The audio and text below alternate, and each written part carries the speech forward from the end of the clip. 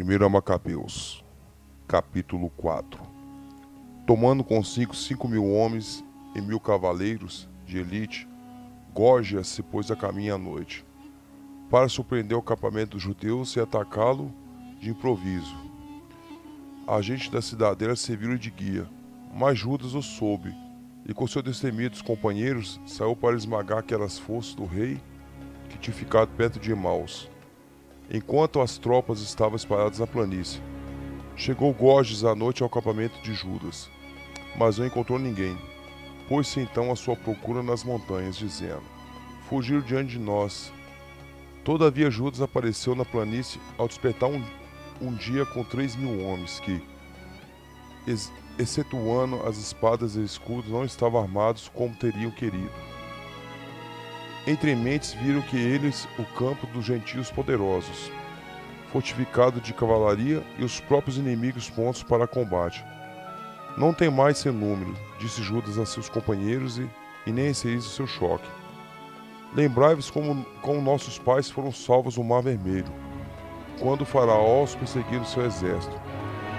Gritemos agora para o céu, para que ele se apiede de nós, que se lembre da aliança com os nossos antepassados e que queira hoje esmagar esse exército aos nossos olhos. Todas as nações saberão que Israel possui um libertador e um salvador. Erguendo os olhos, os gentios viram-os avançar contra eles, e saíram do acampamento para a luta, enquanto os homens de Judas soavam a trombeta. Travou-se a batalha, mas os inimigos derrotados puseram-se em fuga através da planície. Os últimos tombaram todos sob a espada, enquanto eram perseguidos até Gazara e as planícies de Dumeia, de Azote e de Jânia, e sucumbiram cerca de 3.000. Então Judas parou de persegui-los, voltou atrás com suas tropas pelo mesmo caminho, e disse: não penseis nos despojos, porque outro combate nos aguarda. Gorgias está perto de nós na montanha, com suas forças. No momento, enfrentai o inimigo e combatei. Após isso, podereis apoderar de vós seus repojos, com toda a segurança. Ainda Judas falava, quando alguns homens apareceram ao olhar de cima da montanha. Viram que o exército tinha sido posto em fuga e que o acampamento que se queimava, porque a fumaça se percebia, indicava que se passara. À vista disso, todos foram tomados de grande espanto e, certificando-se de que o exército de Judas se achava na planície, pronto para o combate, fugiram todos para a terra estrangeira. Judas voltou para pilhar o acampamento, e seus homens apoderaram-se de muito ouro, prata, jacinto, púrpura marinha e de grandes riquezas. Ao voltarem, cantavam hinos elevando ao céu louvores ao Senhor, porque Ele é bom e sua misericórdia é eterna. Israel foi, com efeito, naquele dia salvo de um grande perigo.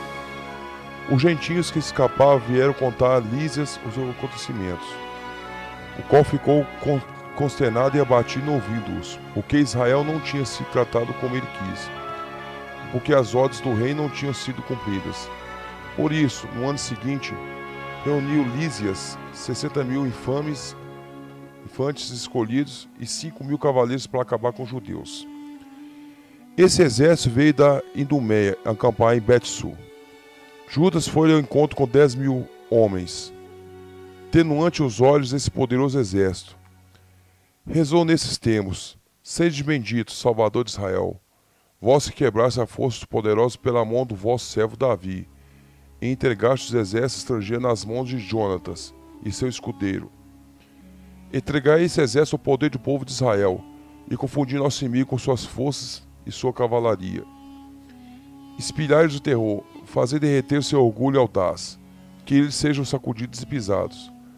Derribai-los sob a espada do que vos ama, e que todos aqueles que conhecem vosso nome cantem vossos louvores. Travou-se então o combate, e do exército de Lísias tombaram 5.000 homens, que sucumbiram diante deles. Vendo seu exército posto em fuga, e os judeus cheios de bravura, prontos a viver ou morrer valentemente, voltou Lísias a Antioquia para arregimentar tropas dos mercenários, com o intuito de reaparecer na Judéia com um exército mais forte. Judas e seus irmãos disseram então: Eis que os nossos inimigos estão aniquilados. Subamos agora a purificar e consagrar de novo os lugares santos. Reunindo todo o exército, subiram a montanha de Sião. Contemplaram a desolação dos lugares santos, o altar profanado, as portas queimadas, os atos cheios de arbustos que tinham nascido com um bosque sobre a colina, os aposentos demolidos. Rasgando suas vestes, eles se lamentaram muito e cobriram as cabeças com cinza. Prostraram-se com o rosto por terra, tocaram as trombetas e ergueu clamores ao céu. Então Judas encarregou alguns homens de combater os soldados da cidadela, enquanto purificava o templo. Escolheu sacerdotes sem mancha e zelosos pela lei, os quais purificaram o templo, transportando para um lugar impuro as pedras contaminadas. Consultaram-se entre si que serviria fazer o altar dos holocaustos, que havia sido profanado, e tomaram a excelente resolução de demoli-lo, para que não recaísse sobre eles o opróbrio vindo da mancha dos gentios. Destruíram-lhe, portanto, e transportaram suas pedras a um lugar conveniente sobre a montanha do templo, aguardando a decisão de algum profeta a esse respeito. Tomaram pedras intactas, segundo a lei, e construíram um novo altar, semelhante ao primeiro. Restauraram também o templo interior do templo e purificaram os átrios. Fizeram novos vasos sagrados e transportaram ao santuário candeeiro, o altar dos perfumes e a mesa. Queimaram incenso no altar. Acenderam as lâmpadas do candeeiro para iluminar o templo. Colocaram pães sobre a mesa e suspenderam véus, terminando completamente seu trabalho. No dia 25 do 9º mês, isto é, do mês de Casleu, do ano 148, eles se levantaram muito cedo e ofereceram um sacrifício legal sobre o novo altar dos holocaustos, que havia construído. Foi no mesmo dia e na mesma data em que os gentios o haviam profanado, e que o altar foi de novo consagrado ao som de cânticos, das harpas, das liras e dos símbolos. Todo o povo se prostrou o rosto em terra para adorar e bendizer o céu, aquele que havia conduzido ao triunfo. Prolongaram por 8 dias a dedicação ao altar, oferecendo com alegria holocaustos e sacrifícios de ações de graça e de louvores. Adornaram a fachada do templo com coroas de ouro com pequenos escudos. Consagraram as entradas do templo e os quartos, nos quais os colocaram as portas. Reinou uma alegria imensa entre o povo e o opróbrio das nações foi afastado. Foi estabelecido por Judas seu irmão e por toda a Assembleia de Israel que os dias de dedicação do altar seriam celebrados a cada ano em sua data própria, durante 8 dias, a partir do dia 25 do mês de Casleu, e isto com alegria regozijou. Na mesma época, cercaram a montanha de Sião com uma alta muralha com fortes torres, para que não fosse mais possível as nações pisá-la aos pés como outrora. Judas por ali tropas para guardá-las e fortificou também Betsu, para protegê-la, a fim de que o povo tivesse uma muralha do lado da Idumeia.